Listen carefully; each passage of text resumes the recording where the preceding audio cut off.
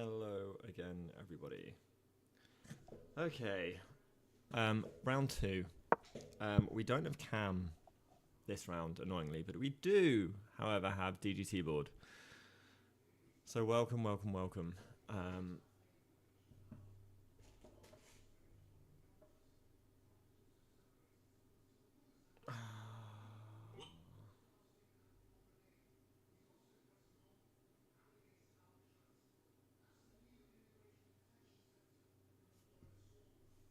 Sag. So, okay, the game is going on. We have e4, e5, knight f3, bishop c4, going for like a Gucci piano. And we trade down the bishops. This is all standard so far. E takes d5. Sorry, other way. E takes d5 is the normal kind of move. And then I assume we take back with castles or something to that effect. Knight takes d5. Castles, queen b3, all ideas for us to use. Oh, but we're back, chat. How is everybody?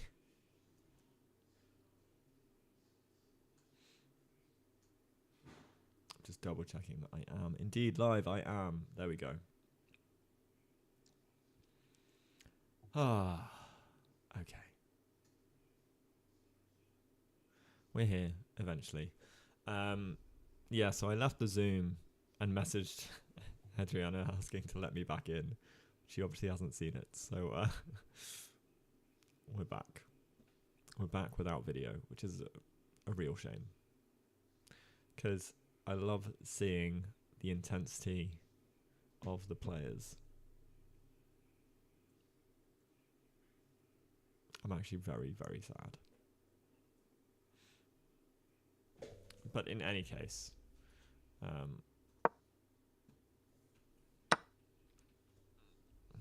E takes d5 has been played.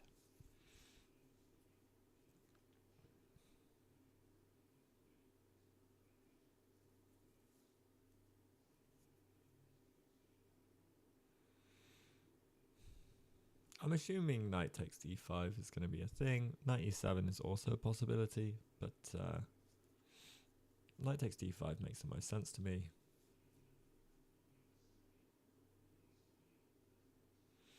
And then, for example, on knight takes, there's no queen e2 really, because we just have bishop e6. So there's no problems with this knight being undefended. Queen b3 is probably one of the better tries. We can then go in for a check, which apparently dies, so knight c e7 defending is probably the way then. Castles, and we can move this knight when we need to.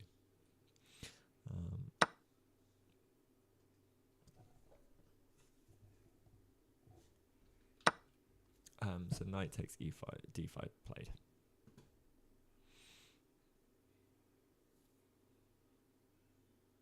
So far, 100% accuracy from both sides. Actually, what I'm going to do, now that we are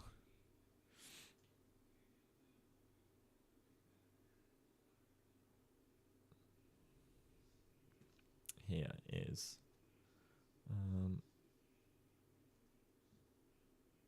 I'm going to show you guys the little accuracy counter, which is pretty cool.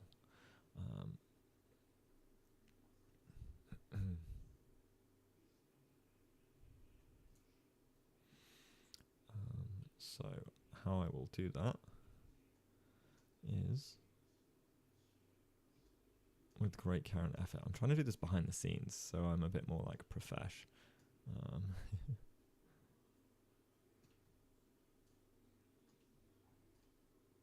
But here we are.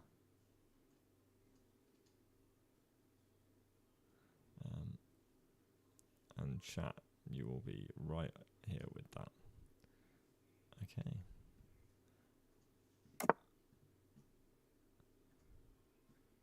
Ta-da!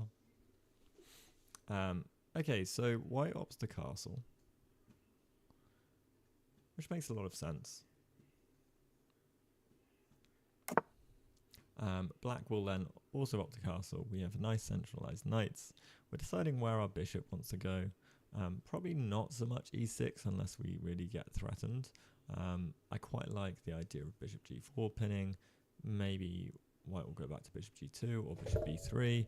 The key thing with this bishop on c4 and on this diagonal that is pressuring f7. So there's always ideas of like number one, pinning this pawn. Number two, there might be sacrifices in the future once you set it up. There's all sorts we can do.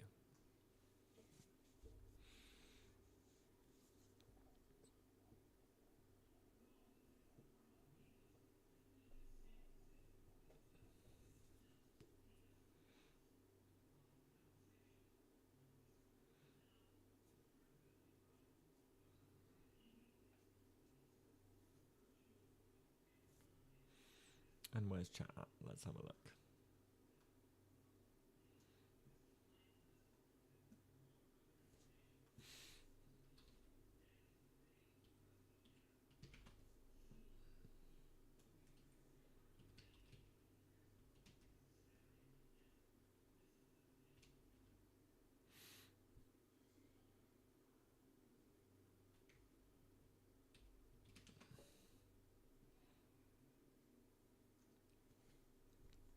And hello, YouTube. Hello, all you lovely, lovely people.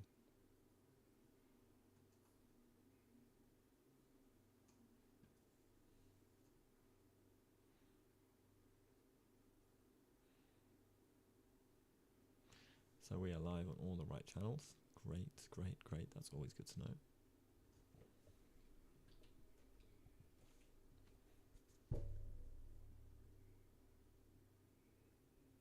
So our opponent seems pretty out of book, which is good.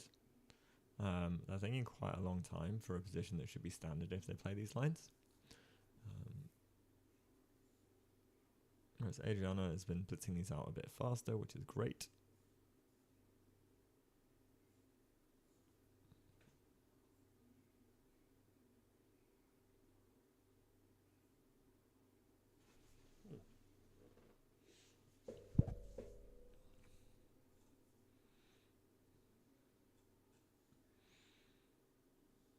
Oh, I'm really gutted we don't have cams.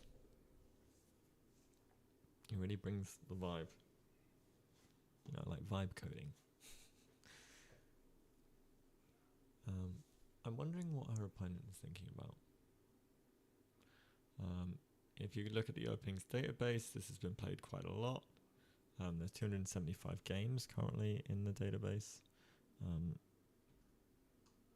As you can see, Rook c1 is played often, as well as knight e5, which does seem like a very tempting move for us to play, or for white to play, because it's a great square, but one day it might get kicked, but the bishop on this diagonal means that we're not gonna do that. Rook e8 would feel like a natural move to play, trying to take control of the e file, but maybe the c file is the one that we want.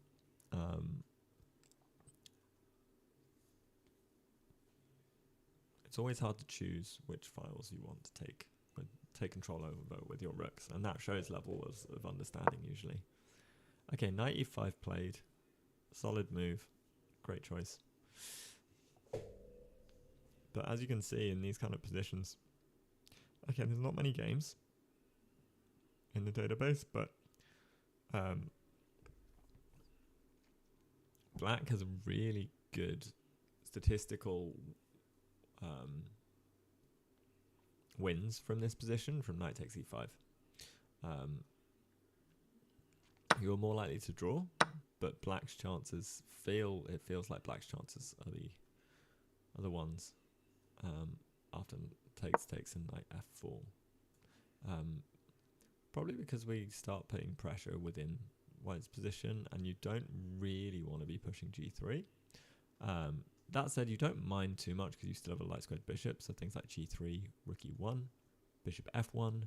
There's no like bishop h3 to be annoying, and stuff like that. So yeah, g3 is actually probably quite solid and hard for us to do anything about. but it's also not very aggressive for white. So let's see where they're at. Okay, so black is currently on 100% accuracy, whereas white, this last move, supposedly slightly inaccurate, but I disagree. This is a book move. It's probably well played. But then again, we just saw the statistics on the position, so white loses any of the white advantage, that's for sure. The engine is currently giving black like a 0.1 advantage, so pretty much black is equalized, which is great for us.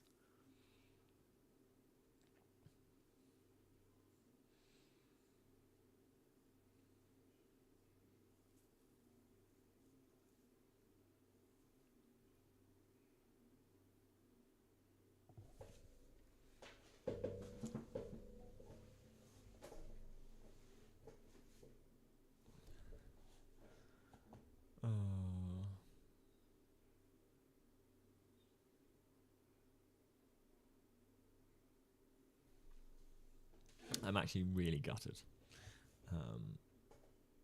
Maybe we don't have video.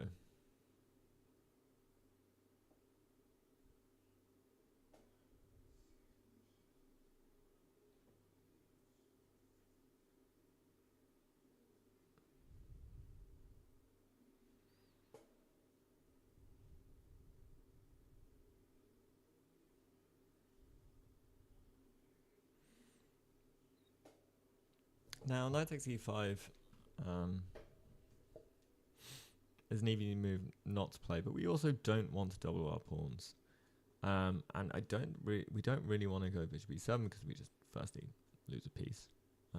Then there's knight takes, queen takes. So not. Oh no, the bishop's still here. No, we just lose a piece.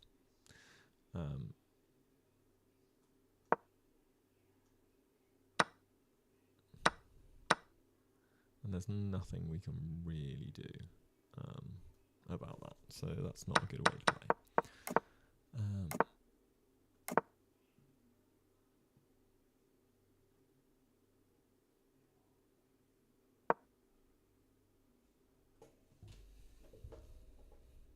So far, time usage actually has been fairly even. White did spend 3 minutes on 95. So I'm anticipating we spend a little bit of time if it's a move we're not expecting. It does feel kind of tempting to maybe go, oh, do you want to take the pawn? And that's one of the biggest decisions of this. Because if we take here, I'm pretty sure we're in a little pickle. Just a little one.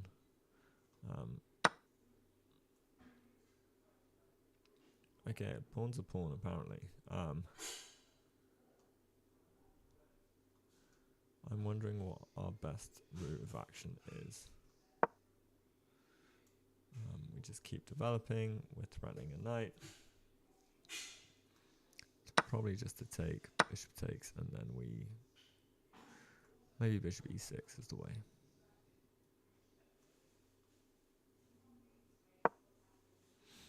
Yeah, this feels good. Okay. So we don't really want to... I mean, taking the pawn doesn't feel bad, by any means. I mean, a pawn is a pawn, right? There's a fly in here, it's so annoying. Oh no, it's gonna like drive me insane.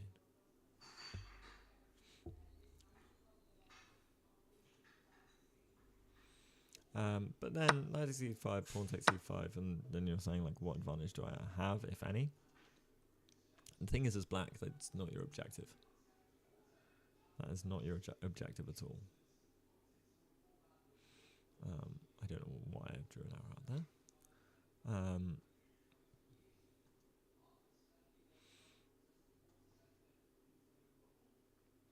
Maybe c6.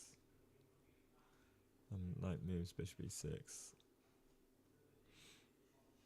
I'm wondering if there are any f4 ideas, but I quite like c6. The engine does not. I don't particularly like bishop e6 that much, but maybe it's okay. Or just rook attacking the pawn. We also have other pawn pushes, but yeah, they all feel a bit meh. Unless we go knight back trying to kick the bishop out of the way. Or knight f4 again. Sorry, knight f4. We've looked over this. I'm obviously not with it.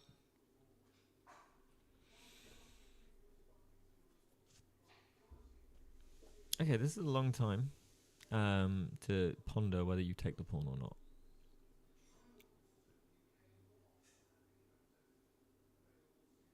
I mean, a pawn is a pawn. And the thing that got to her last game was time trouble.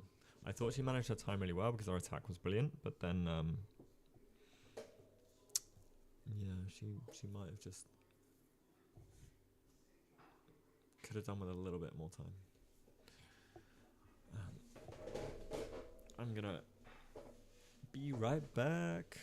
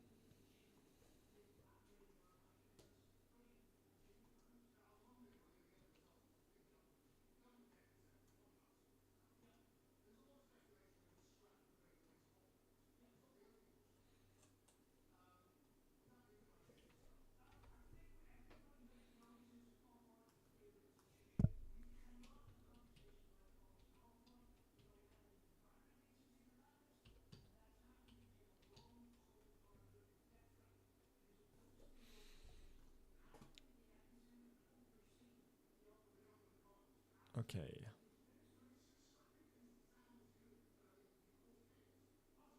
Hey, Universal Pizza World.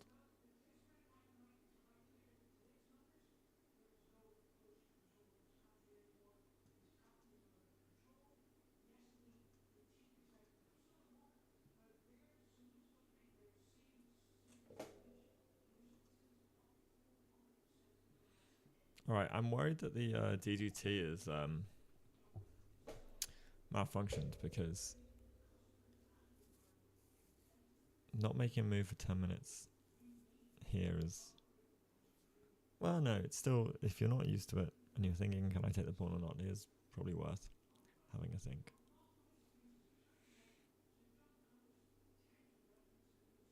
We will see. We will see. The only thing is I don't have video to back it up.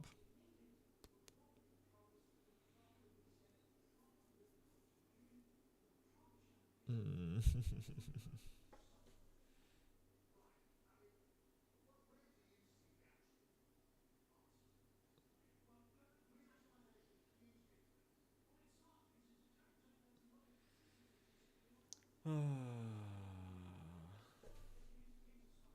Okay, I'm going to make a cup of tea.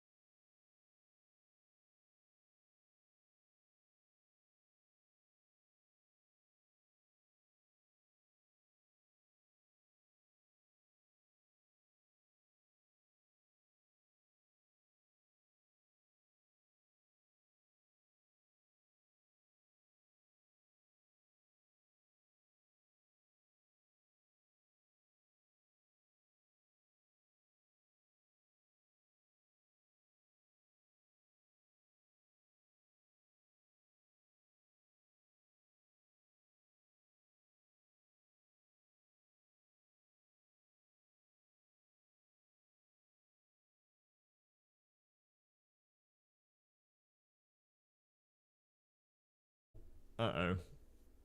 I think the DDT is crashed. I think.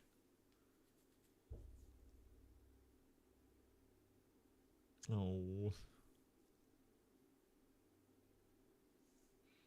That is not very handy.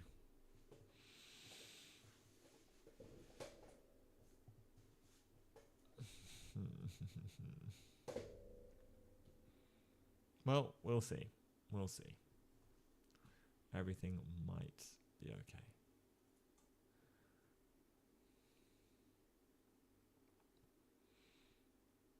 Or whoever's running it. Oh.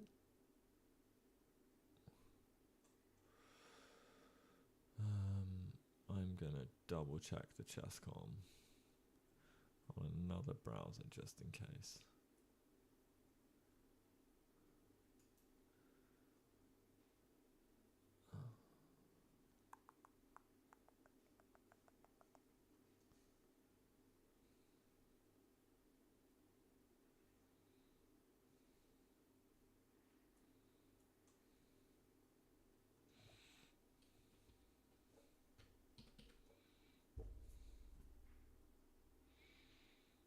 Yeah.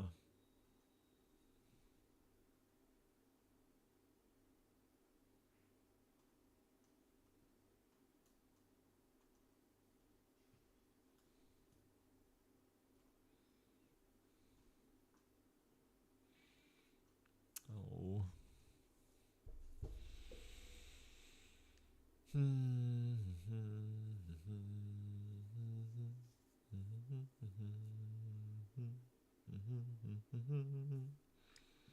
We'll see. If it is the case that the DGT is not functioning and we don't have video, then I may end stream, but we can wait a little while. And then if it ever picks back up, then we can start the stream again. I'll keep an eye on it. But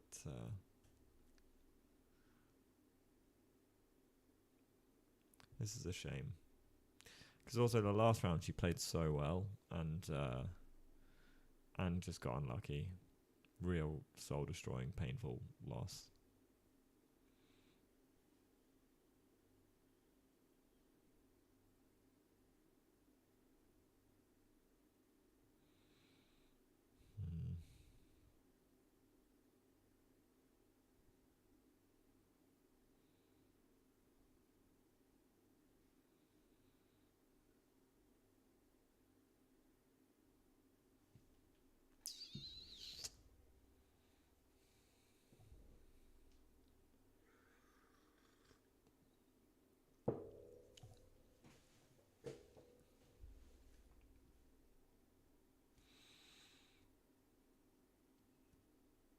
Oh, I'm sad.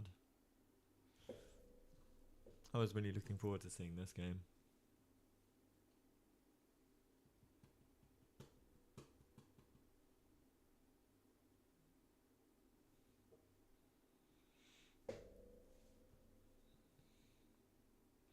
You never know, she might be spending 15 minutes on move 11.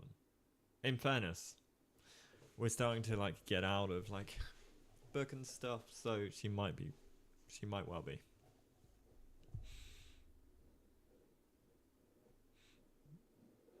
It's fair enough.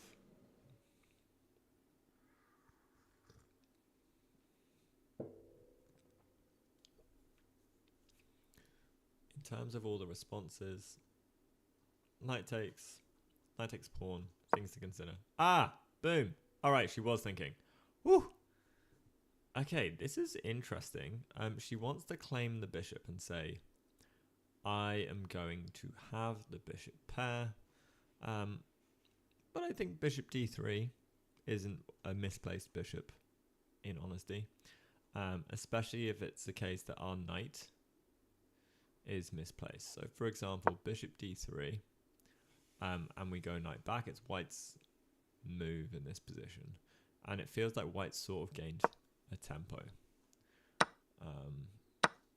Like so. Because that's the only difference between this position and the position here is that it's us to move. And actually, it could be white. If we go knight h5, bishop d3, it is now, and then knight back, it is now white to move, which is disadvantageous for us. Okay, so this was an interesting idea. I don't know what the...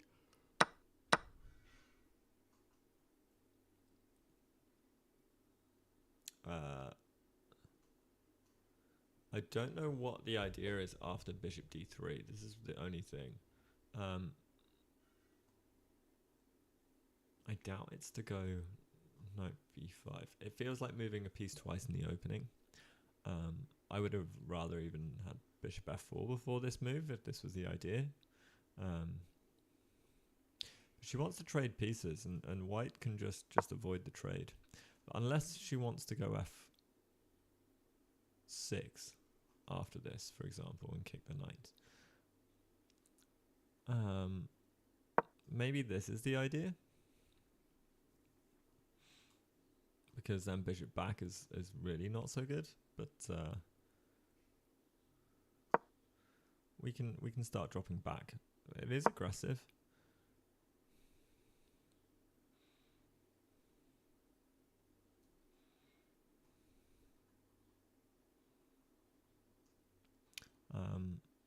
And actually it's hard to figure out what to do and how to maybe fix this pawn. But maybe we just go knight f3. And we're saying we're defending. If you want to take, fine. I get a lot of development and your piece is misplaced. I think that's the general gist. So this is yeah, okay. A long think. I mean, bishop d3 is quite natural to me.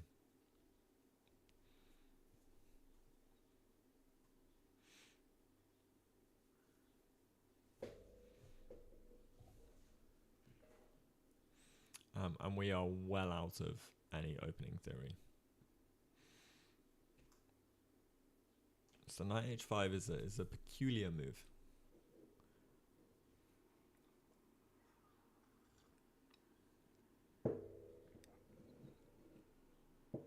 A5, h5.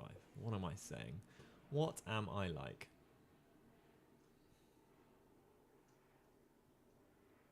Hey chat, how you doing? Welcome lurkers. We're back with a vengeance. I smashed some food in between because I was starving, and then we got back on it. Unfortunately, I left the Zoom call and I wasn't let back in. So we don't have a camera, but the DGT is working. That we do know. There was a long think here, which made me think that the DGT was actually broken.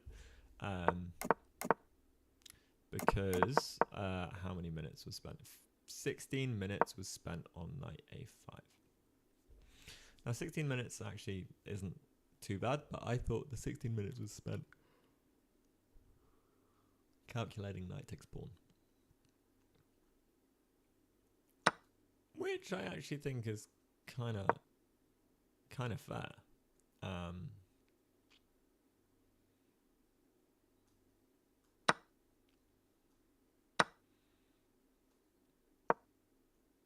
Like I'm fairly happy with this position as black. But alas, knight h5 was the idea, and we shall see what comes to mind. After bishop d3, I just don't see it, but I think it must be knight f4 and just saying I want the bishops. But I'm just going to develop, right? But we trade a set of minor pieces, which is really important, and we want to keep doing so.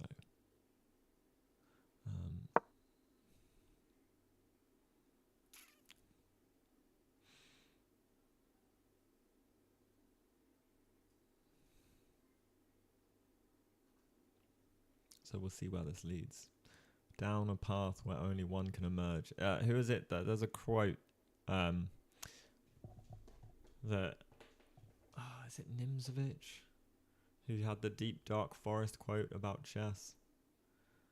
I'm going to ask ChatGPT.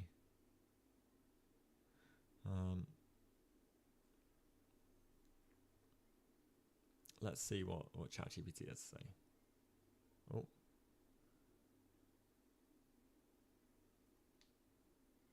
Hi, Hey there. Hey. Hey there. Hey there. How's it going? Anything I can help with today? Hey, how's it going? Anything on your mind today? Sounds like you've got a lot on your plate today, ChatGPT. So I'll make this really quick for you. There is a quote that I'm struggling to remember, and it is from a famous chess player. I don't know if it was Tal or Morphy, but or Nimzovich. I can't even remember. But the quote is based around two people entering a deep dark forest and only one can emerge. It might even be Dobronetsky, but can you advise or find the quote and tell me who said it and what the actual quote is?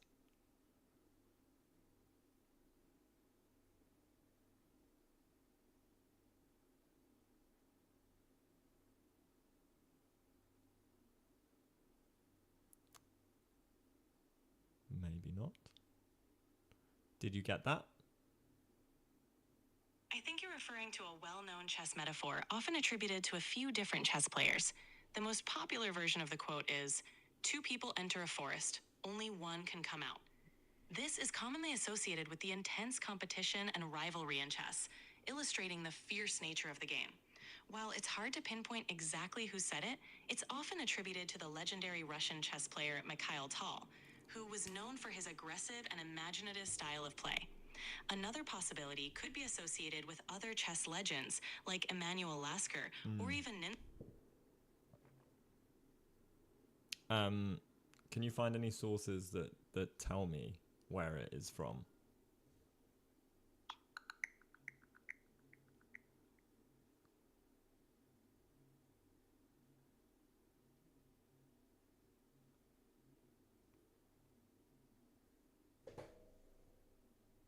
Do I have to follow up every time?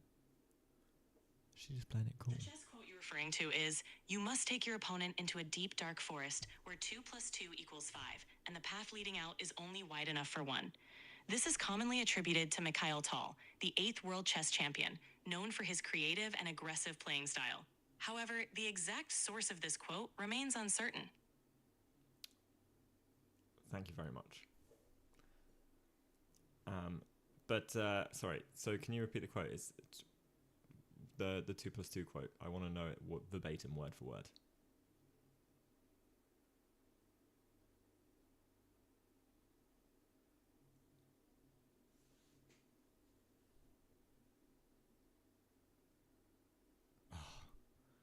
It's taken a while. Not gonna lie. Maybe I need a premium subscription. Come on. I don't know whether she's taking a while or just ignoring me. It's a story of my life, really. Okay. So the good thing is our opponent is also having a really long think on this. Can you repeat the quote? Of course. The quote is, "You must take your opponent into a deep dark forest where 2 + 2 = 5, and the path leading out is only wide enough for one." This quote is off. Okay. I've got it locked in now. You must take your opponent into a deep into the forest where 2 + 2 = 5. And there is only one path wide enough for one to come out. And the path leading out is only wide enough for one. There we go. The path leading out. Okay, the really great thing in this scenario is that we tanked 16 minutes. Our opponent is going to do roughly about the same. And we were slightly ahead on the clock as well. So, I mean, they will still match us, but I don't know. Bishop d3 just feels like a normal move to play here. I don't know what the big stress is. I mean, you could debate b3.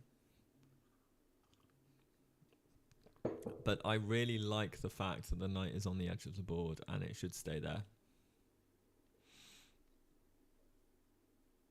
Like, in principle.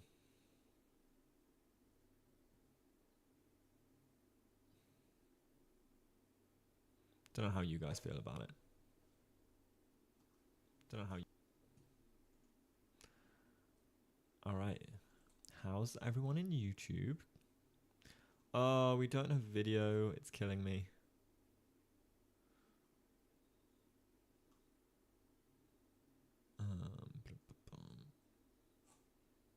And hello, everybody in Adriana's Twitch.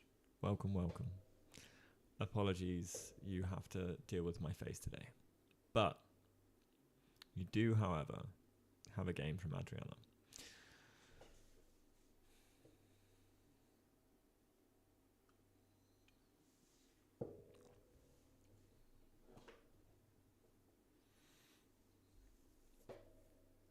Because you thought so long on this, I would personally have taken that as an indicator that it might not be a great move. And I would have definitely have tried to keep the time advantage with an opening move like this, because there's no way in hell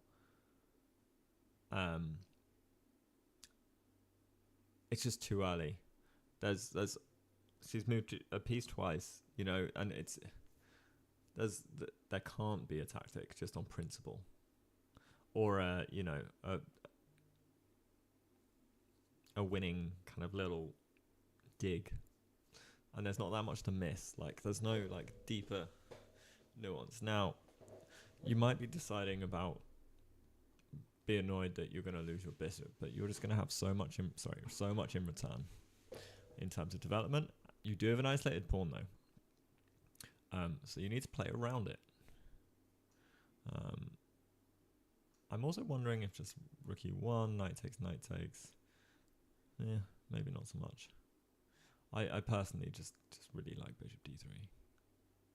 It's almost to a point where like I know that this is okay, but let's say rook e1. This isn't as good because our pieces just don't feel as well placed.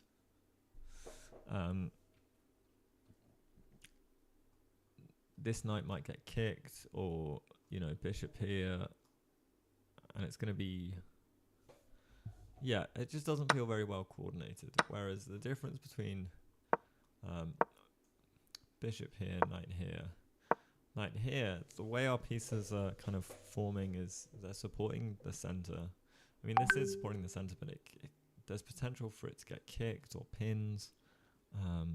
It just feels much more natural where the pieces sort of belong, and that's a really important thing with a lot of chess. It's like, where do the pieces actually belong? Let's actually have a look at chat.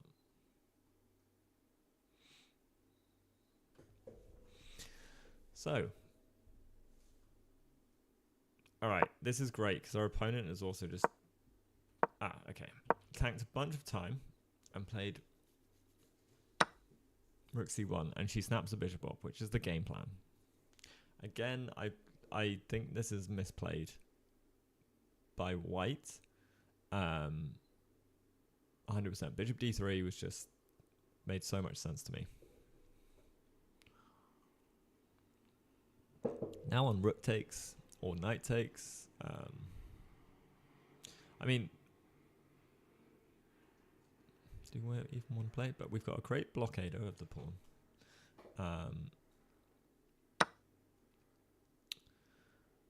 On knight takes, what do we have? We want to trade minor pieces. That is definitely a key thing that we'd love to do. We can afford to push f6 now, to kick any knights that we want to. The queen come out, the rook can come to e8. Bishop e6 is probably like a normal move, or even b6 stops any knight out, and going out here is an option. But yeah, bishop e6. We're not going to push c5. We don't want to undouble the pawn. We can probably dislodge the knight in the future, rook e8. And it'll be a position. So now, as we sort of gone through, I think bishop e6 is a normal developing move. I don't know if bishop f4 is any great shakes. It's nice to support the knight and not have anything undefended, which is usually very, very important in chess. Maybe we go knight back. Actually, that's a lie. We should just develop. All of these little nuances, eh? Yeah. So hopefully we'll see bishop e6, and hopefully not in like heaps and heaps of time. I think that's very, very important when it comes to this game. We do not want to be lower on time.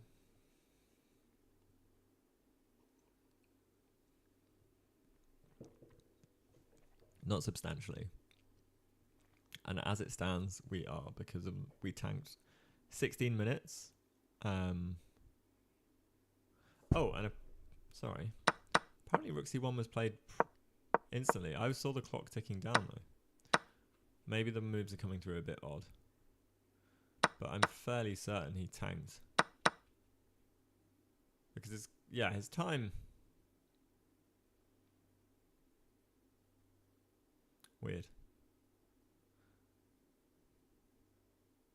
His time usage, he's only 2 minutes behind us, so this one was not 31 seconds. That was more like a bunch of minutes. Hey, Oscar. We're back. Adriana didn't let me back into the Zoom call. She didn't realize I'd left before she started playing again, so I don't have the video, which I'm really sad about because it's kind of way more fun to actually see someone playing over the board. And I think she's going to be pissed. Point number 2. Whoops. Yeah, bishop d3, right? It's just like the move you make here, and you're better as white. Like, now I thought maybe he thought he was losing the bishop anyway, but I love this. Like, this is good going. No, I'm not going to use the engine lines at all in this game. I don't think, unless there's something like I'm really missing. But hello, mystery man. You've been here before, I swear. I always remember a mystery man. It says first time chat, but I don't know. Something's ringing a bell. And it's very mysterious. And also, thank you for following Mystery Man. I appreciate you.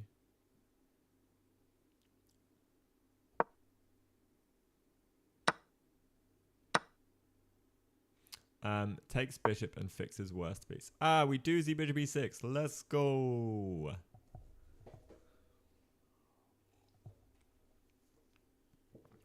Let's go. This is good.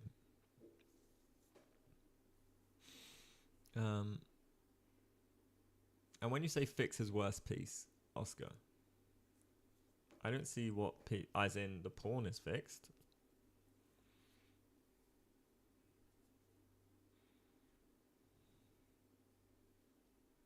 Or are you saying for black in the other line, where bishop d3, and the knight being fixed to like a5?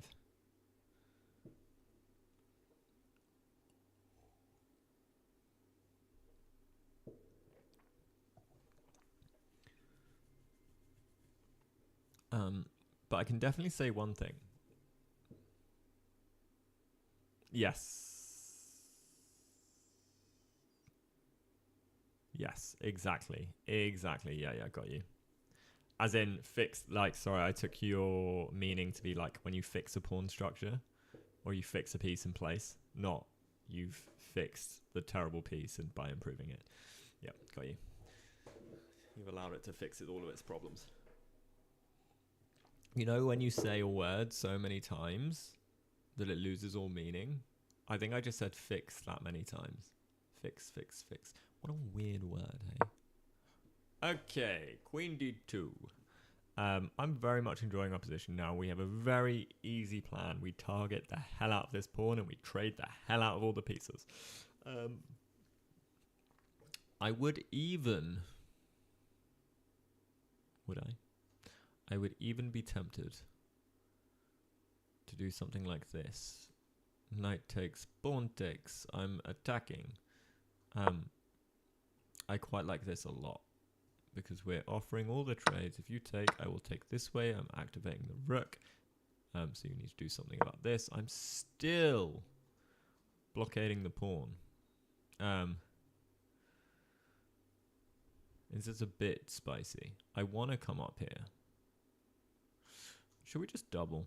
Doubling is usually pretty good. You kind of want the queen out of the way, but at the same time, I kind of like queen here to try and threaten like taking this knight. So those are the questions. So yeah, knight back. Let's trade. That's my plan. That's my golden move right there. I now think we should trade all minor pieces in one rook. It's amazing how I love chess knowledge like that, right?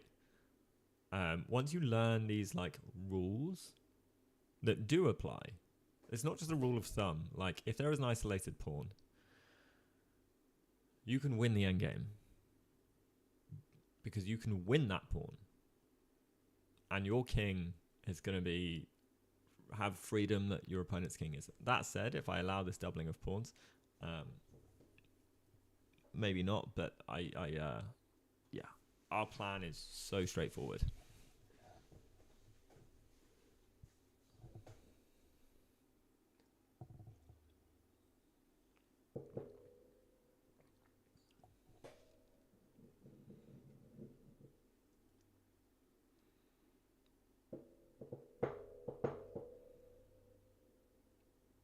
And time is fairly even.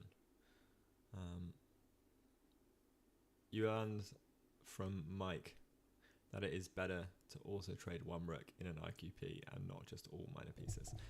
Yeah, double rooks makes things tricky. Like a double rook endgame. Oh my goodness. Yeah, I got into a double rook endgame, and then it took me like 4 moves to realize I should have traded the rooks when I had the opportunity. I was still better, but then I eventually found the way to trade one pair of rooks, and then I was winning because there was an isolated pawn. Yeah. But it takes games to play that. How did you learn that from Mike? Do you play with Mike? Or did you watch his stream? Or was it Mike on my stream? Mike's a lovely man as well. Like, I have time for Mike. Very generous. From my experience with him, anyway. Okay, this is a great position. Now the question is, I mean, knight b3 is just crying out to be played to me. Like, okay. None of which are the engine moves, supposedly. Rook e8 also makes a lot of sense. I can always play this. Maybe this is a bit... maybe this is a bit too much. But yeah, I mean... What do you actually do? Knight a5? Ugh. It's just not happening. Maybe this is the play. Yeah, okay. So maybe we don't want to allow this. We don't want to allow them to like create connected isolated pawns. Harder to deal with.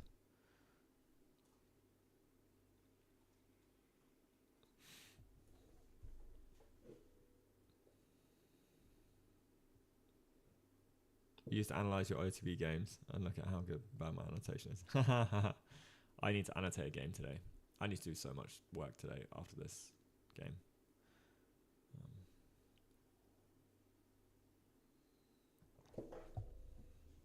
I've almost finished all of my Polgar mates for my cohort in the chess dojo as well, so I'm so there for it.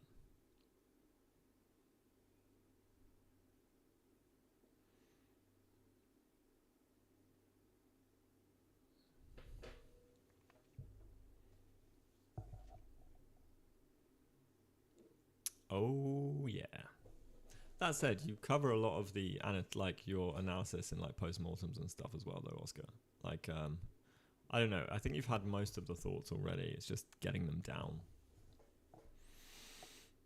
It's quite tricky.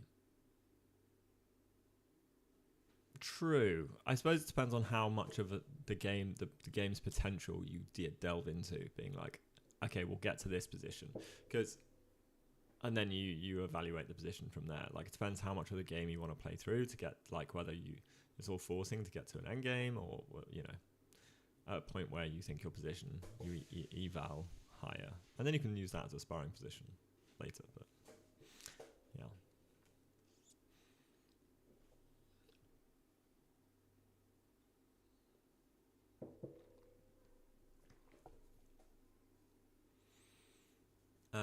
Okay, so rook e8 is probably a better move than my knight b6 on the basis that trades, although I'm going for trades, I don't have to go for them straight away, and I don't want to enable my opponent to improve their position, b3 being an improvement.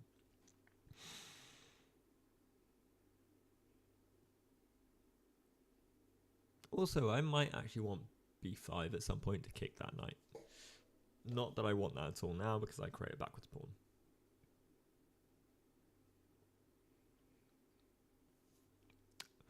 Interesting, Oscar. My rule, analyze as much as is required. For every game. It's all dependent. Chess is dependent. Maybe start with c6. Yeah, c6 feels like a move that you can make. I don't feel like I have a need to play c6 though. f6, let's go. Let's kick that bad boy. Alright, I'm there for it. Knight f3.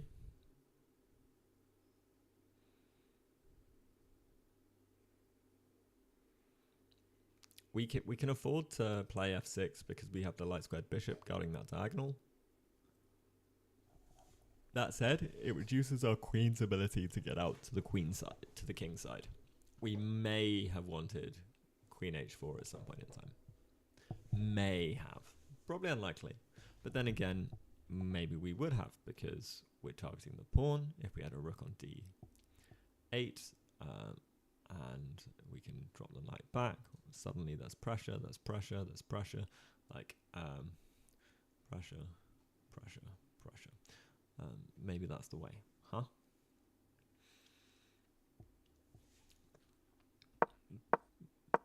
Because at the moment, the knight, I don't really care too much about being here. I can always play that.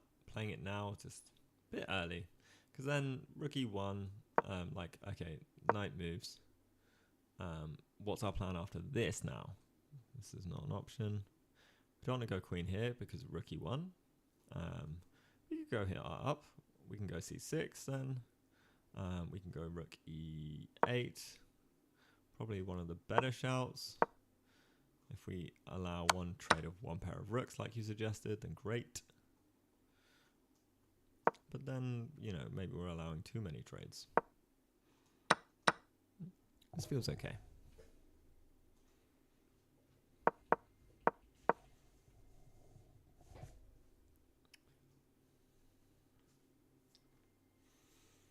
We're spending a lot of time compared to our opponent. This is the one thing. Because also, right, if you spend all this time on f6, so all of this time being 7 minutes, 15 seconds on f6,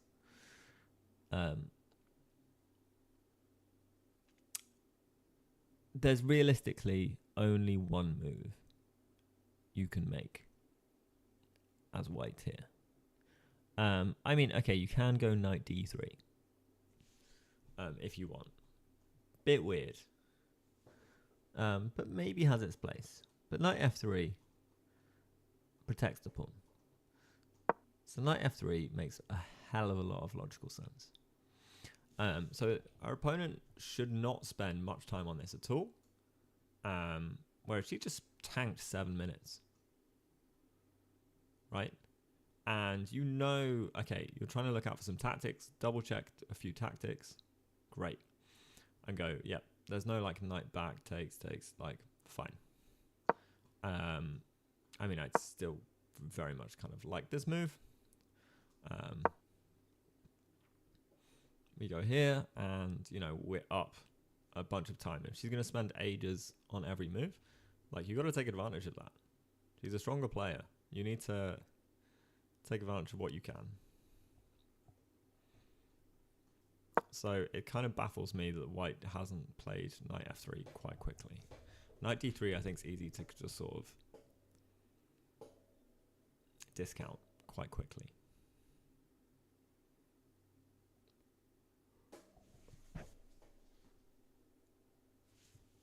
I mean, that said, it's probably not bad because we are trying to get c5.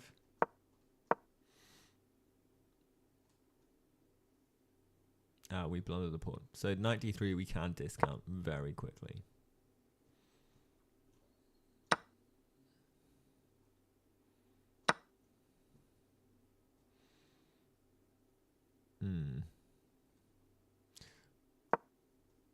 We still lose the pawn.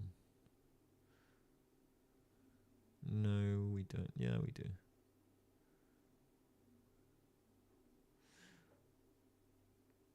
So yeah. Okay, I mean, so there is something to calculate, but... Oh my god, is knight d3 actually the best move? That's going to kill me.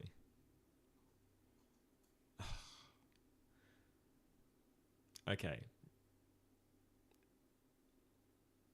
Knight d3 is actually the best move.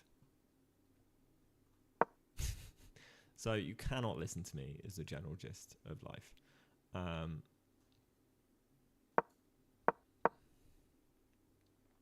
That is kind of nuts. That is kind of bonkers. Yeah, there's counterplay. There is counterplay.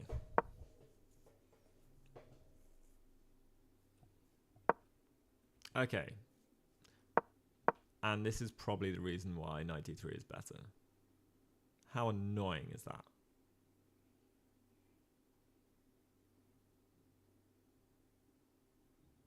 Yeah. Yeah.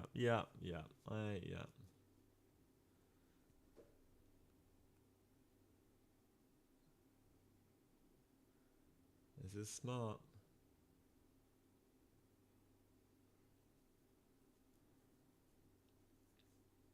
This is nice. I gotta give it credit where credit is due. Like, oh man. Alright, look at this. Knight e1 is the best move, right? That's a move that just good luck playing. But we're gonna get to knight d3 anyway. That's the whole point. We're gonna end up on knight d3 anyway, and I just dissed it. Oh.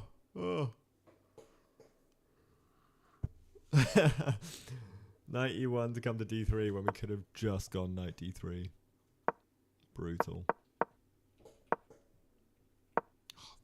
That's killer. That's hard to see. But I love the quick follow up. I think she assumed knight d3 was bad. Queen d3 also a great move.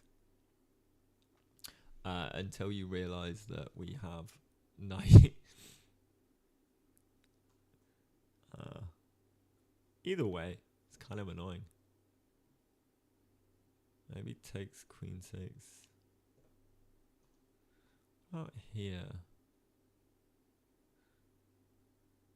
So I quite like knight here on the basis that when I take, if queen takes, I can get this, but knight here, kick, takes, queen takes, back.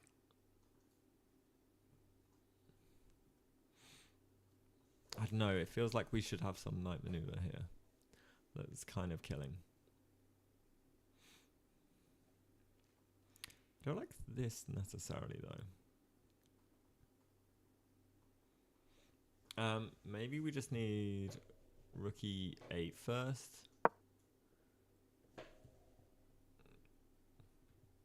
Which isn't liked so much. This is vaguely liked. I'm just trying to figure out what the hell is actually going on. Maybe we just pushed G4, which is kind of crazy.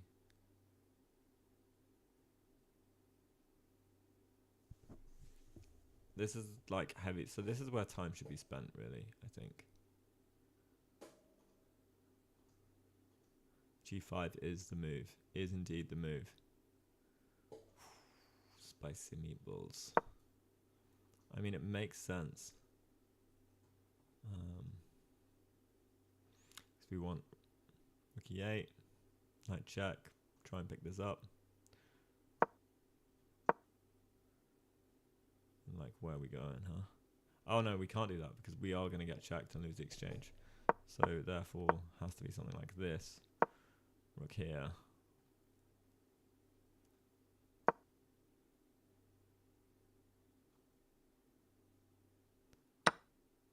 Yeah. Do we check here? Like, here feels actually. Let's get in the way first. Then we start looking at all of our compatriots.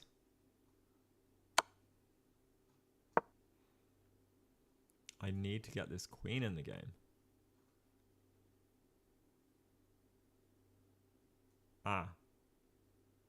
Here's interesting, because if you take, then we just come in and destroy you. Yeah, so it can very quickly fall apart.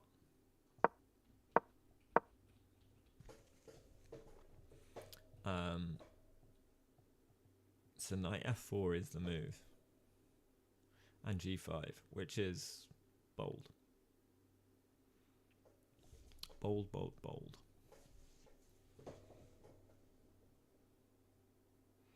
Queen d7 before knight h3 check. Ooh. Okay, so what are we saying? Knight f5 here, g5.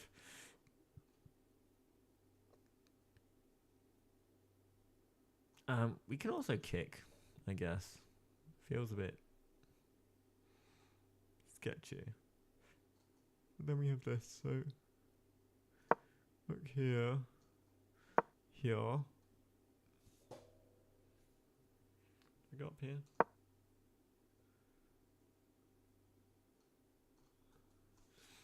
I swear we did something like this. I can't remember now.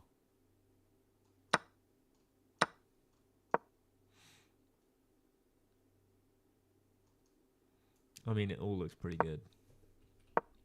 Okay. Rook e8 played first, which makes complete sense. This is what I naturally went for. Only through just checking the engine / playing through did I come up with the knight here first, because here, G5. I mean, what is the move that you play, to be honest?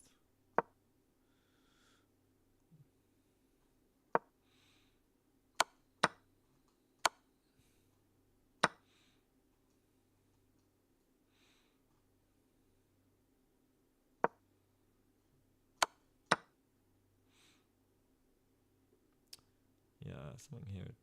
Oh, we pick up the pawn. So yeah, I mean, everything is in our favor, definitely. I mean, we still got a great position though.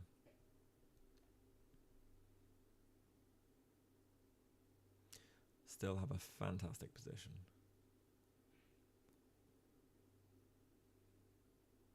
Good time usage. We're fairly even. Well, I maybe slightly better, but we're about 50% of the way through our time at move 16. It's a 1 hour game, so 60 plus 30, so it's a little bit shorter than the normal time control. So maybe a little bit more pace would be better, but it cannot be bad. Now the thing is, surely we just go rook e1, knight here, rook takes is not the one. Because rook here check, is that the gist?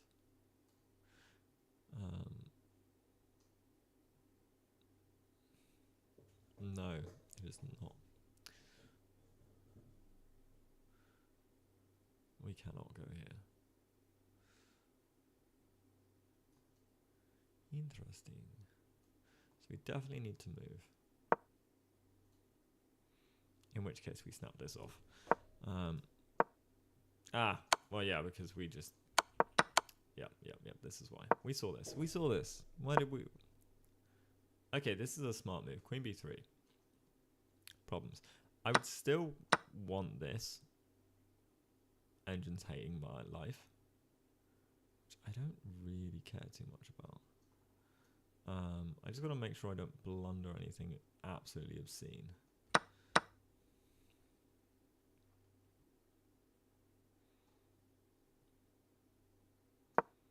Maybe we go here. Knight here is problematic though, because we just lose.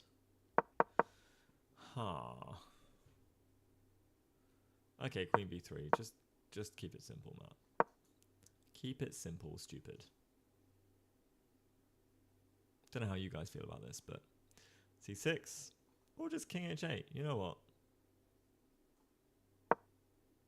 Why not?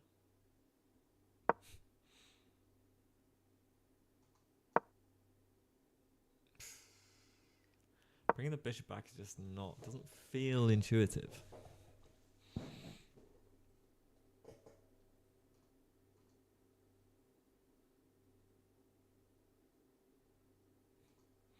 So, the interesting thing here.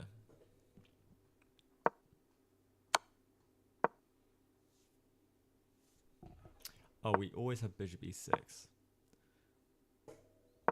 So this is not as clean kill as we thought. For example, knight here, you don't have any knight checks, or here for fun. Okay, that's interesting. Oh, she played king h8. Yeah, recognizing that we have bishop e6 here is kind of killer instinct. And we want this knight f4 like badly because this fork is great. But now rook e1, knight f4, not so much of a problem, right? This might be hanging in some lines, which is things we need to think about.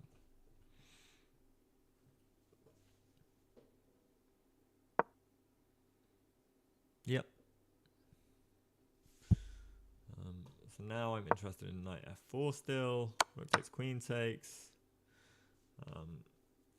Apparently we're losing a lot of our advantage. Yeah. And we'll do something like this.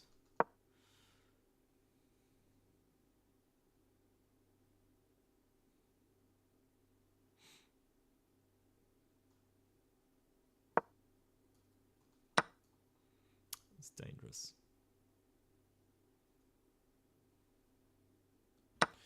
We always have actually.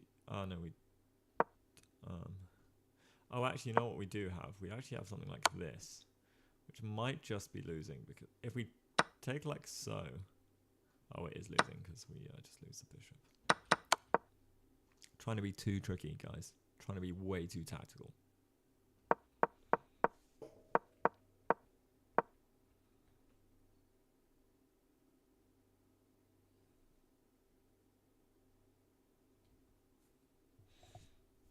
Okay.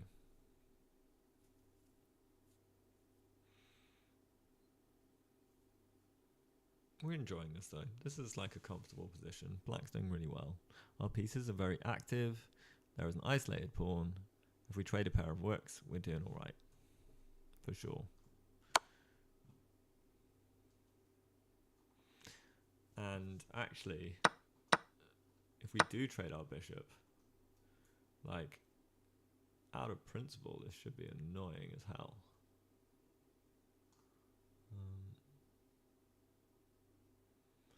But maybe not that simple, huh? Yeah, maybe it's not that simple. Probably don't want to give this up yet. It's amazing how just like the little nuances of a position, how they'll change everything. So maybe I'm just not adverse to Queen D7 before we try and trade everything. Still like Knight F4. Opens this up. And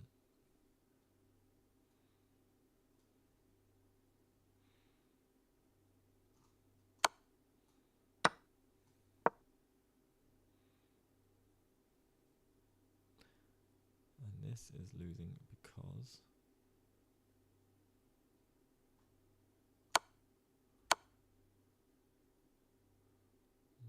what is the problem? I'm very confused as to why we are all just winning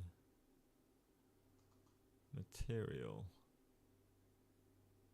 because the back rank will be free. Of course it will. Yeah, we can't guard. Wow. Wowee.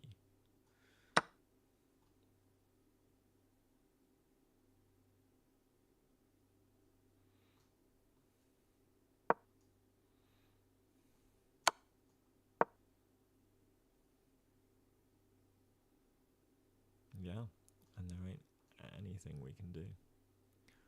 Crazy. Okay, rook f e1. We're still there.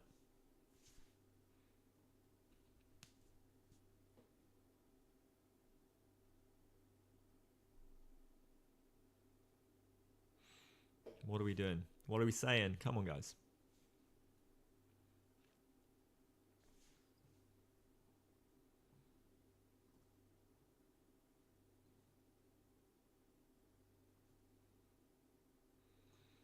Things are looking up.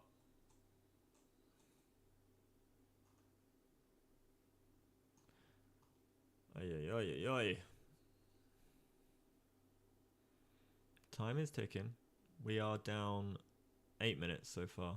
We don't really want to be more than 10 minutes down. Not when we're under half an hour. Like, that's like 30% of the time.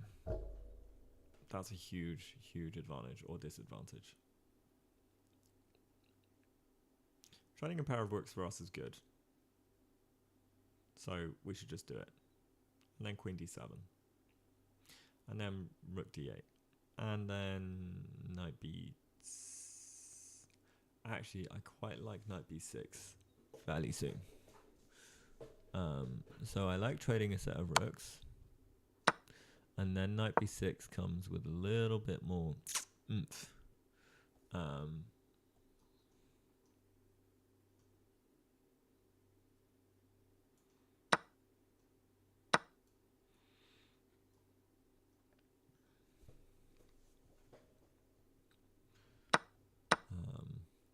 I mean, maybe you want to take this way.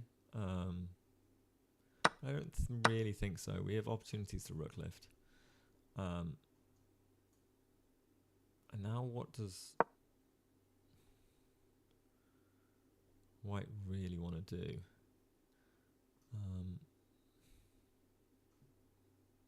We can't come off the back rank just yet, so we should probably push this, which is not the funnest thing to push in the world. But there's no like real entry squares.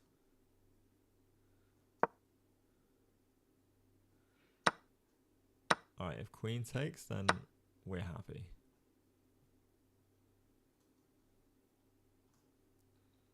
We are happy. Much rather have no weakness and go after IQP. Was fine with not playing f6 and going into complex.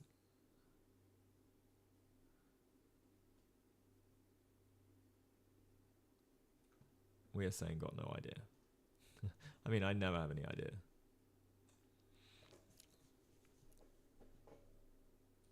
Yeah, yeah.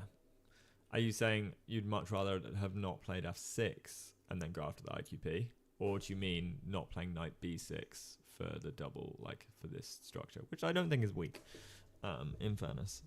or the direction we take. Because if we take this way, then we're really not very weak. First one, yeah. Not F6. Yeah. F6 was bold. But we are getting lower on time. 10 minutes down. And this could be crucial. Also, when I get low on time and stuff, I do tend to simplify. And I know changing a pair of rooks here would be a way to simplify and make it. You have just have fine gold in your head yelling at you. Yo, lol. Trading a pair of rooks here would be something I would do to simplify and make sure I don't waste loads of time. The more pieces off the board there are, the harder it is, number one, for kind of me to blunder, and the less there is for me to calculate and be aware of. I know that's all dependent and not necessarily 100%, but also there is one rook per open file. I would rather just deal with one file or semi-open file, because my c7 pawn is being attacked. And I don't need that. So, yeah. Trading a pair of rooks on the file seems like a good idea, because then I don't have to worry about c7 in the future. Queen d7 played. Great move. Again, we're not in a rush. But we could have traded, play Queen d7. I think this is also a preemptive move to trade. If there's any rook moves, blah, blah, blah, blah. We're good. We're good.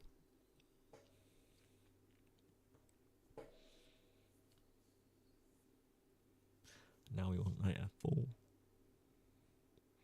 We would love knight f4.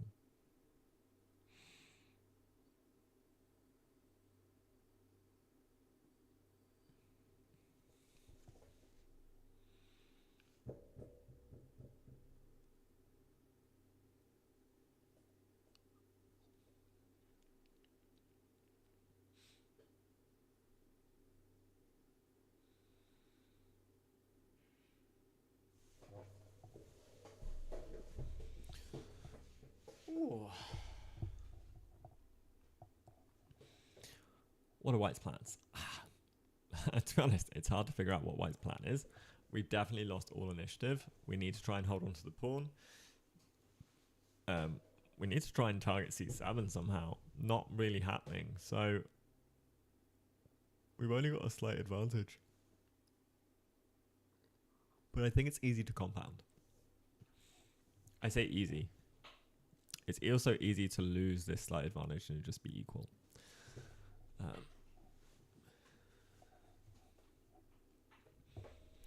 But the benefit of f6, and that's the thing, I'm not too against f6, but the benefit of f6 is this square is just fully controlled. There's no knight e5, which would be very annoying in general. But we could have always pushed f6. I mean, it makes sense. Knight d3 though. Yeah. Hard to see. Hard to see.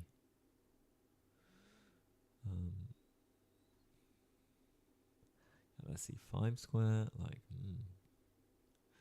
just doesn't feel amazing, does it? But then I would just go knight back, takes. You know.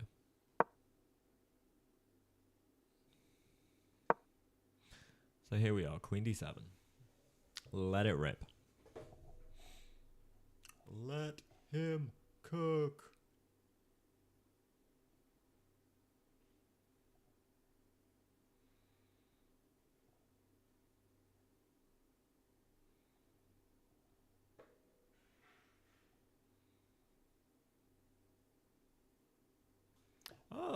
I hit a goal, a follower goal.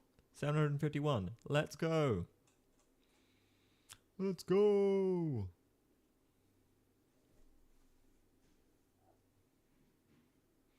Only 250 off becoming a chess.com partner. Whatever that means.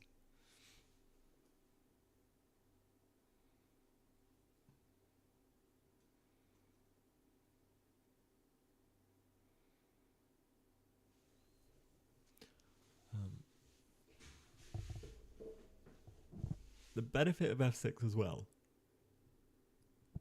sorry, I'm just sort of catching my thought process up with this, is that IQP, the advantages of an IQP is you gain central space that the other opponent cannot gain. So controlling these squares is kind of tricky without pushing f6 or b6.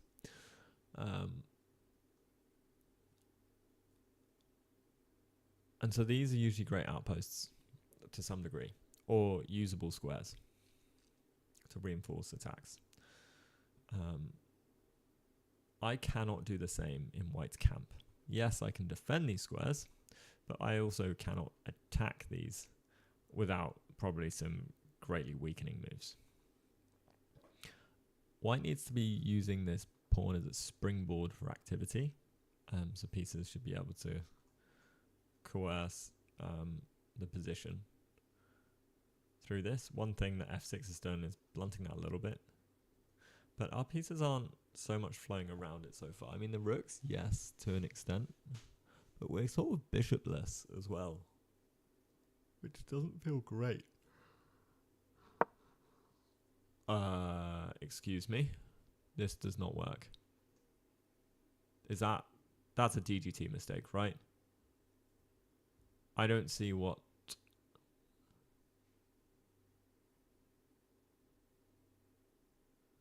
I mean, you just take.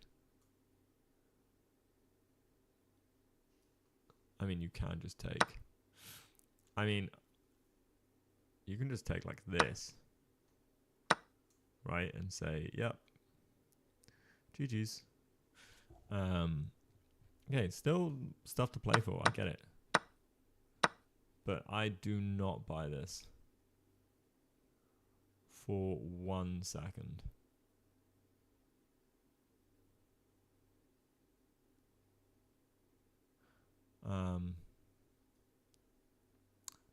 Maybe we just play rook takes straight out the gate.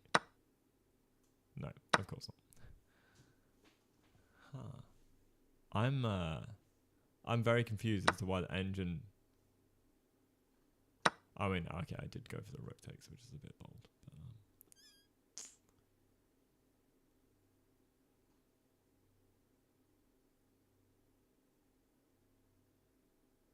can I defend? I cannot defend everything, right?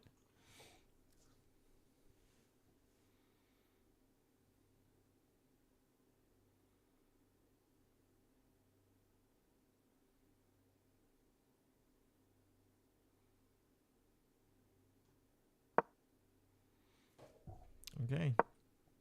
I mean, rook takes is my like gut reaction, but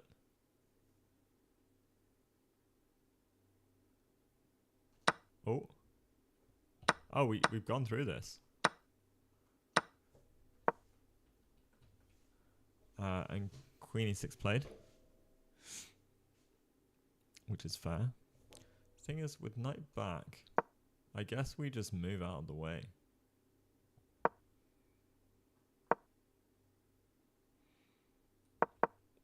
I mean, this is crazy. This is actual craziness. Who is this crazy person?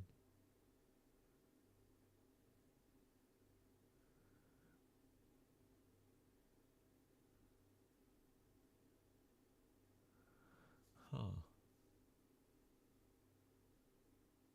I don't know. Yeah. I mean, I don't know how this is a huge a mistake.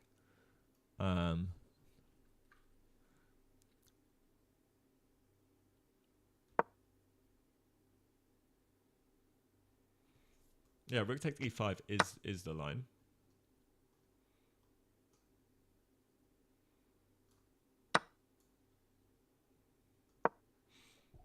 Wow.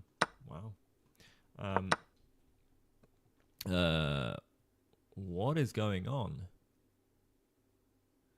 I mean, yes, you're getting pawns, but like surely, oh whoops, I wanted engine lines off. Surely you're just getting like conquered. Yeah. This is crazy. I mean, is it like Rugby 1 resigns? Like...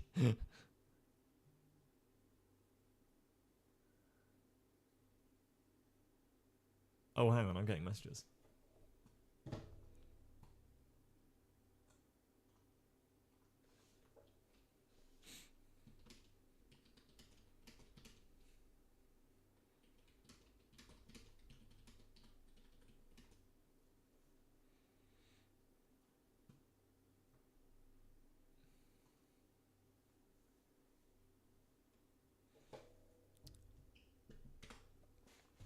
Um...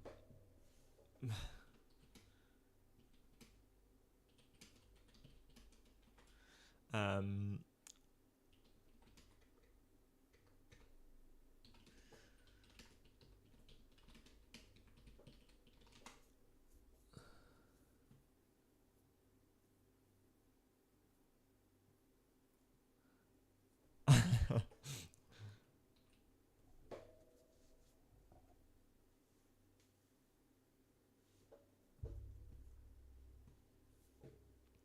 In any case, we're still going. I'm assuming there's a dub coming because I'm getting messages.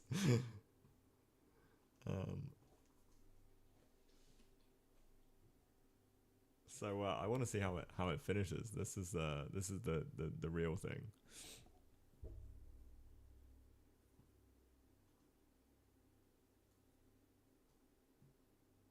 Has anyone got any questions? 2 pieces for the rook. Rook e5, rook e5, c6. Yeah, but it's nice because white can't take the bishop. Back rank. Yes, exactly.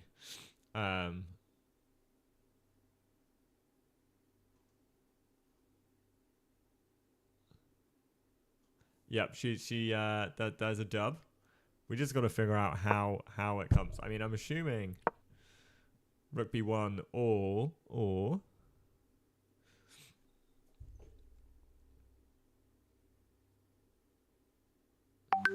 is there anything cooler going on?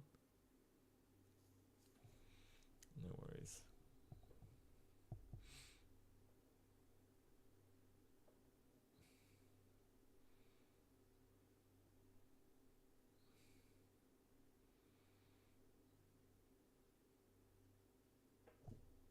I keep getting challenges on Chess.com. Okay, maybe they resign. Like, maybe they just flat out resign. Because... Can we go here? F3? Like... I mean... You still got to be careful, right? And there's no other sacks or anything. So... What are they contemplating? Ah, wow. Rook EB1. What? This is crazy. It's so nice. Oh.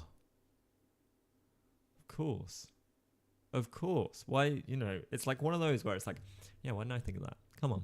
Come on, Matt. You should be better than this. Let's go. Eskia, how you doing? Welcome, welcome. We're about to see a dub. I think resignation is kind of incoming, to be honest, because we're just up. It's that simple. That's all it needs to be.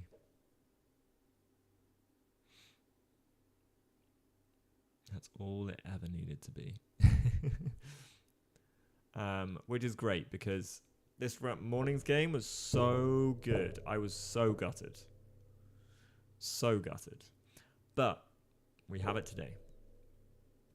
We have round 2, easy dub. Round 1 was just unfortunate.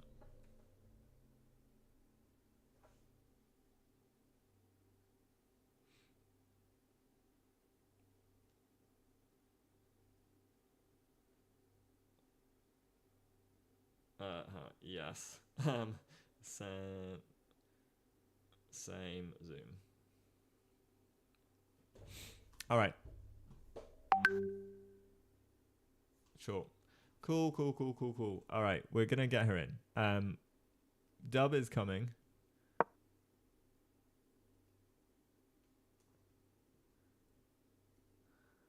And oh yeah, okay. We trade.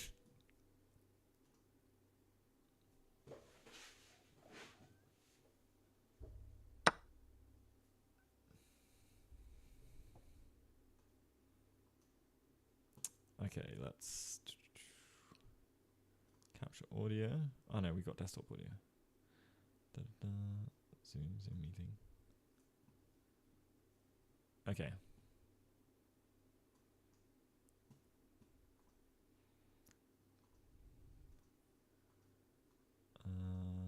Where are you?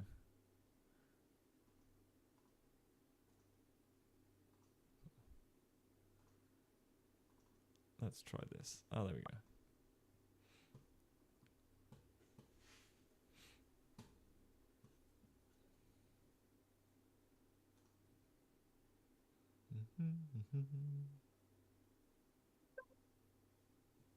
Hey, I can't hear you.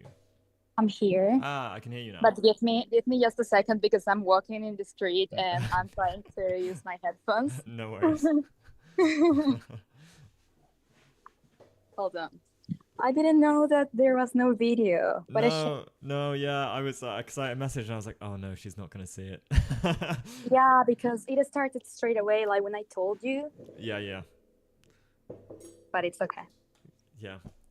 I wasn't sure if you're gonna set up your video because also I thought you might ask like, oh, is the framing okay? And then I was like, I don't know if I don't know how quickly she had to set up again.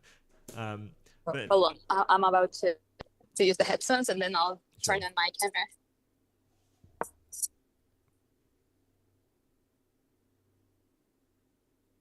Can you still hear me? Oh yeah, I can hear you. Oh, nice.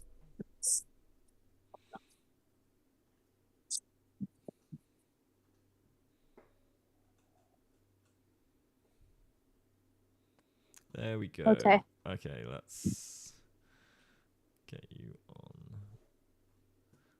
So where did the game stop? It's literally just about like, well, you've just played rook e8, pinning the knight so it can't take the bishop. Oh, okay. So it finished very few moves after that. Yeah, he played rook c1. Okay, so yeah, he's just played like literally rook c1's just come through. And I played bishop e6. Yeah, that was a bold sack. I'm not gonna lie, that guy that sacrifice. I was worried about it. Like when I moved, I completely missed it, and I was thinking that, oh my god, if this works, I'm gonna cry again. Categorically did not work. I was even thinking just rook takes e5 after knight takes. I was debating whether you just give up the exchange after, or not give it up, but you're 2 pieces for the rook, but it worked out way better your way. In which position? When he plays a knight? So after knight takes pawn takes, knight takes e5, and then I was just thinking maybe you could just play rook takes e5. Oh, okay. But I preferred your way, in honesty. My move worked. Like queen e6 is the good move. Actually, rook takes is slightly better. Queen e6, it's still better for black. Like you're better, but I think he has f3. Oh my god, f3 is so fancy. Just to move your bishop out of the way, I think. But then I guess he's just trying to like move the knight, but it's still better for black. Okay. Okay, good to know. Yeah. But I don't know what the top line is. Okay, apparently rook takes e5, but my engine is on low depth, so I might just turn it up a bit because I put it on like 5 seconds. I don't actually I feel like it's not, but queen e6 is the second best move actually. So queen e6 or rook e5. Rook e5 or king. Okay. And how was the game in general? Because I felt like it was really weird. It was so weird. It was good, but weird. Knight, Yeah. I didn't like rate knight a5 that much. I thought that was a bit weird because I thought after bishop d3, I didn't know what you had. So knight e5, I was wondering because you spent a long time here, and I was worried that the DGT board was broken. I was freaking out because I was like, "Oh no, No, I no, don't no. know camera. I don't was have DGT." thinking, and yeah, and you couldn't see. Yeah. So I was thinking about like taking the pawn. I thought you could get away with it. But then also I just quite like knight takes d4. Was it the best move? Knight takes knight b6 is actually the best move. And I played knight a5, right? Knight a5, yeah, which is questionable because after bishop d3, I don't know what you have, and I thought I thought knight to f4? play knight f4, yeah. Yeah, but then I just thought knight d f3, and Knight d f3. And then if you take the bishop. Oh, so he just leaves the bishop there. Yeah, and he just gets developed with it, and you've got a knight on a5. Oh, that was kind of slightly worse for me, right? Yeah, because he's got two knight. Like your development, you're just underdeveloped. I mean, it's equal. Okay. But you're a bit underdeveloped because you spent a bunch of moves. So my best was knight b6, and my second best was just to take the pawn. Or knight takes e5 as well. So taking the pawn. Or knight takes knight, yeah. Yeah. Oh, taking the pawn was bad, right? I know taking the pawn is the second choice. Oh. I didn't like it because of knight e4. Yeah, I thought this was like a bit like funky, but then you have knight f4. But then it's like again yeah, weird. But it was like, too risky. It's so weird. It is so weird. Like yeah, all of this like weird T like knight formation, but yeah, no, I wasn't planning to get into a crazy game again. I was psychologically destroyed after that round number one. Yeah, I felt for you so bad because it was like pretty much it was like a perfect game. I was so proud of myself. Like the rook sack, like the way you came in. The rook sack is a brilliant move, isn't it? Yeah, it was so like it was so well built up, and then it just the pawn takes allowing like even then the pawn takes is like okay you got it back because he missed the bishop g6 check. I literally was praying for him to miss it, and he missed it. Yeah, like I was like so like hyped when he missed it because it's just one of those like it's intermezzo and he just didn't see it, and then you're back in the game, and it's just just unfortunate. Like it's and I just threw the game. Yeah, it's one of those that it's. You like I was saying during commentary as well, it's like you were just like the better player categorically, and it's like one of those where thank you, Matt. I really needed to hear it because also his parents were there, and I was kind of intimidated because after the game like many of my friends were telling me things, and I was like getting like his family and friends side eye, and I felt like really uncomfortable. But I was just saying the truth, like literally I had a winning game and was he was just lucky to get out of that. And also the thing that let it down for you was just time management. That was the thing, because I thought you timed it perfectly, but then you just didn't have enough time for this. Like you took the pawn, maybe d5. I like d5 because all of his pieces did nothing. Like after d5 he's locked down, which is so anti-positional in most of what you're trying. Like you never push d5 in those positions. Also I thought about d5 many times. I just preferred the other way, and I was kind of like, I don't know, it was kind of a lot of haze in the board because I had like a lot of ideas, and I literally didn't know which one were going to work out, because I also thought about something like bishop c2 to play bishop a4. And on that way, so I was like debating between all these things, and time travel. But yeah, so like that was gutting because it was like the perfect game. I mean, that is one of those that it's just going to be like brutal and will weigh on your soul. But, I feel that. But well, at least I could win this, and Yeah, and then I mean knight a5, and then yeah, he just didn't like after bishop d3. He's fine. He didn't play bishop. Like it's understandable because it's like, well, I'm just going to develop with tempo, but his pieces are just not where they should be, and like Yeah. bishop e6, like all great. Queen d2, f6. I don't mind it so much because I play the French, and in the French exchange, f6 is a great move. But like, I think you probably could have just I don't know, rook e8 or something. Like f6 allows some tactics in the future, but it's still a fine move. Like it's absolutely fine.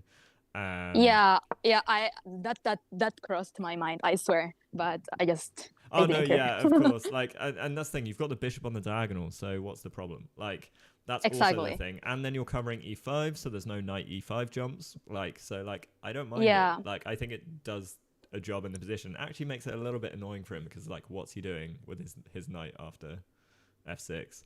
Unless he wants to go like knight e1 or something. And in fairness, you actually kind of almost forced him to go back to. So if he had gone bishop d3 and you went knight f4 and took the bishop, so you've pinned you in the line that you actually went down. You pinned his knight. He should have gone knight e1, trying to get his knight back to d3, where it should have ended up anyway. So it's kind of funny that you've just forced him to waste loads of moves. With f6, knight back, like, and he should have gone knight e1 as well, but that's no one's going knight e1 after the bishop g4, which is kind of funny. But he went queen d3, and yeah, and you just kept developing, and it's just a really nice position in general. King h8, you actually had knight f4 instead of, so he could play queen b3. You played king h8 to get out of the pin. But you actually have knight f4. Look, Matt, I have a friend here. Oh my god! She's so little. Her name in English is Dust. Dust. Oh, she's so beautiful. So tiny. Is it yours? Small. No, it's from the apartment I'm staying in. Nice. Oh, apartment and a dog. No, great. Don't get into my room. Bye. You're not allowed to be here. No. Bye. Oh. Okay. My Sorry, heart would melt. audience. I love animals. I'm just not in the mood. Yeah. Okay. So. Was any of my moves a mistake itself? No. Apart from queen e6 apparently, but it's still better. Okay. King h8 is a little bit because you have some tactical resource with knight f4. So they don't have the discovery check. Because you can always play bishop e6 and attack the queen. Oh, true. But yeah, I mean, I don't know. It's still like I don't particularly know what's going on hugely with that anyway, and it gets a bit tricky to play, I think. And like all the pieces are still on the board, and like you just want all the minor pieces off. Like I was debating earlier, as soon as he played knight takes, when you went knight a5 and took the bishop. Yeah. I was thinking knight b6 and just offering a trade straight up. Me too, actually. I promise I thought about it, but I didn't. Yeah, it's not an engine choice, but it's also not like everything is within 0.1 of each other. So even if you did play this, it's still like black has the edge. But with the IQP, I think you're always going to have the edge pretty much, especially because the way his pieces are coordinated isn't quite there. But yeah, literally no mistakes. Queen e6 was the only thing that's labeled by Chess.com as a mistake. I don't know if like deeper engine will change analysis much, but for the most part, f6 might be a dodgy move, but I kind of liked it, so I don't know. I think like I think it's probably like not the most accurate, but humanly talking is just I think it restricts him really nicely. Like, I think it's just a really nice restricting move. And I really thought a lot before playing it because I know all what you've mentioned, like for the future, it can be a problem. But I don't know. And thankfully he blundered because I was already tired. So Yeah, you had such a long game as well. Like you must like straight in, like zero prep, like zero rest time. Zero. I didn't even saw my pairings. I just went straight to my new Oh my book. god. Yeah. And then the guy suddenly sat in front of me. The funny thing, like I saw the pairings in my phone. Yeah. And I saw the pairings of another person. So I was waiting for a girl to sit in front of me, a no-rated girl. And I was like, I'm so unlucky that I'm playing an unrated player. And then I was like kind of mentalizing and saying, okay, it's an unrated player, it's gonna be easy and I'm gonna go home early. And then I said, like, hold on, like this is not a girl. Like he doesn't look like Emilia or some girl that I saw. And then I saw his rating. He was almost 1900 and I was like, oh my god. Okay, yeah. That's the story, yeah. Yeah. Oh, okay. I saw the checkmate. Like the game is all updated. So yeah. Yeah. He didn't resign. He let me do checkmate. I don't know why. Sure. Yeah. Fine. I mean, I don't resign either for the most part, but I will play super quickly when I'm lost. I just. Well, he did that. Yeah. Okay, but overall, like, pretty nice game. Nothing huge. Yeah. Nice. Yeah, the only thing that I would say was like the weird move was like knight a5. That was it. Yeah. Like I think that was like, okay, queen e6 is a mistake just on the basis that the other move is apparently like 2 points. Like queen e6 I think is like minus 1.5, and rook takes e5 was like -3. Oh my god, that move didn't even cross my mind. It's 2 pieces for the rook. I think that's all it is, really. Although, actually, so when hilarious, when I actually play it, so when it's there on the board, it says -3.1, rook takes e5. When I actually play it, -1.8, 1.7. Like, the engine's changing its mind. So queen e6, let's play it. All right, yeah, -1.3, so there's actually not much in it.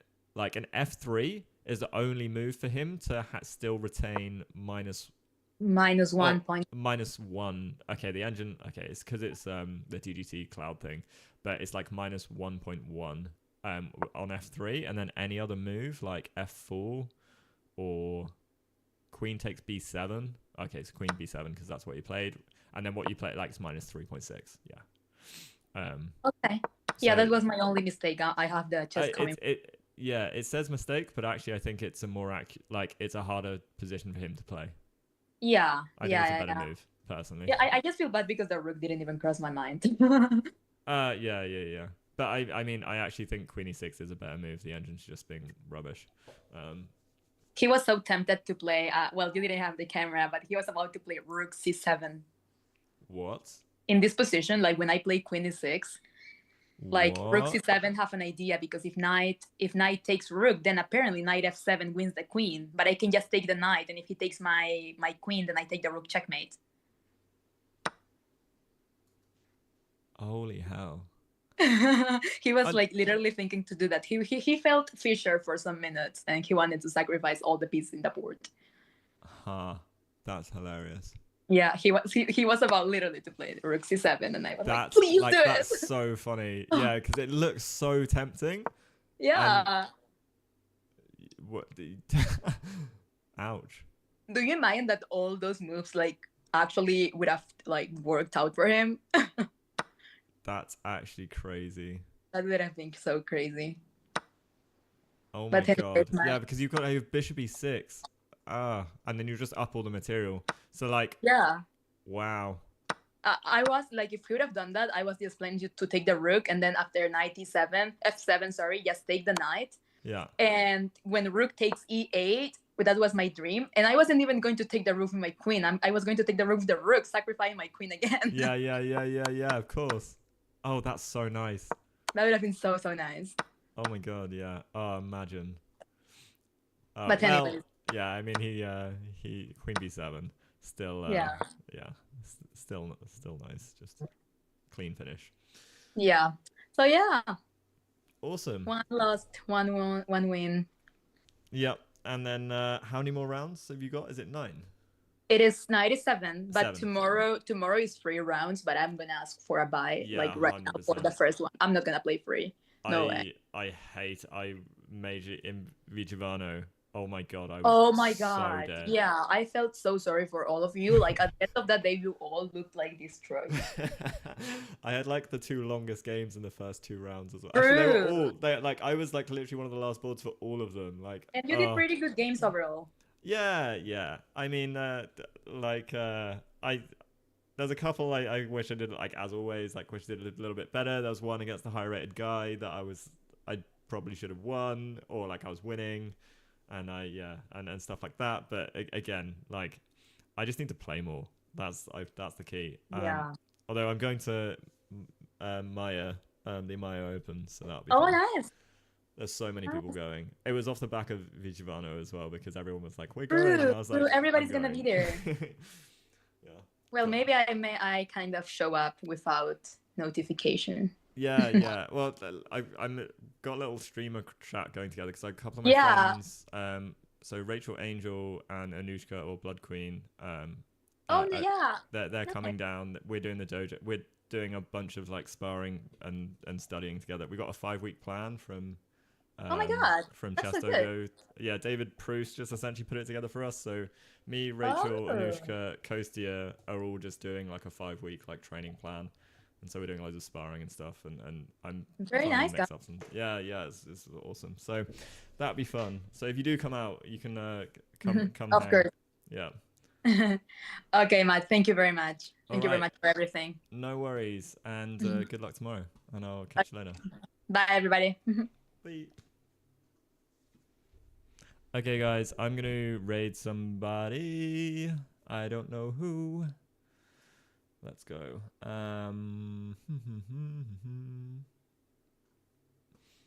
I would be tempted to stay on, but I actually need to do that study plan I was just talking about. So, the first stream, we had loads of people to raid with. Now we've got like a normal amount of people to raid with, so let's go.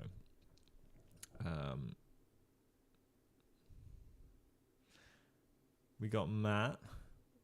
Oh, I know who will raid. I don't know who will raid. I don't know who I want to... there we go. Diana. Let's go. All right. Peace, love, and life. And I will catch you all on the flip side.